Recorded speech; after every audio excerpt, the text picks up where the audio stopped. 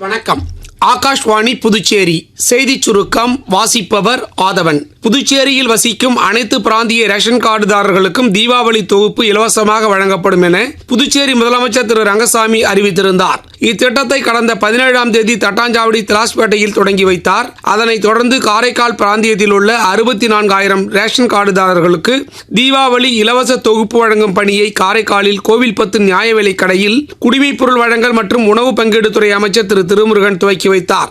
பீகார் சட்டப்பேரவைக்கு 2ஆம் மற்றும் இறுதி கட்டத்திற்கான வேட்புமனு தாக்கல் செய்யும் பணி 122 தொகுதிகளில் நடைபெற்று வருகிறது. வேட்புமனு தாக்கல் செய்ய இன்று கடைசி நாளாகும். மாநிலத்தின் 20 மாவட்டங்களில் உள்ள 122 சட்டப்பேரவை தொகுதிகளில் அடுத்த மாதம் 11ஆம் தேதி வாக்குப்பதிவு நடைபெறும். வேட்பாளர்கள் தங்கள் வேட்புமனுக்களை இம்மாதம் 23ஆம் தேதி வரை திரும்ப பெறலாம் என அறிவிக்கப்பட்டுள்ளது.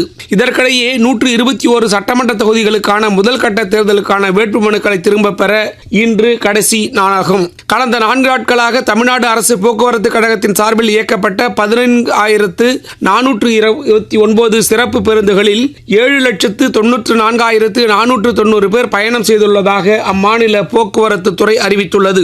ஆசிய இளைஞர் விளையாட்டுப் போட்டியில் இந்தியா முதலாவது பதக்கத்தை வென்றுள்ளது. பஹ்ரைனில் நடைபெற்று வரும் இப்போட்டியில் நேற்று மகளிருக்கான 70 கிலோ எடைப்பிரிவு மல்யுத்த போட்டியில் இந்தியாவின் குஷி வெண்கலப் பதக்கம் வென்றார். இத்துடன் இந்த செய்திச் சுருக்கம் நிறைவு பெறுகிறது.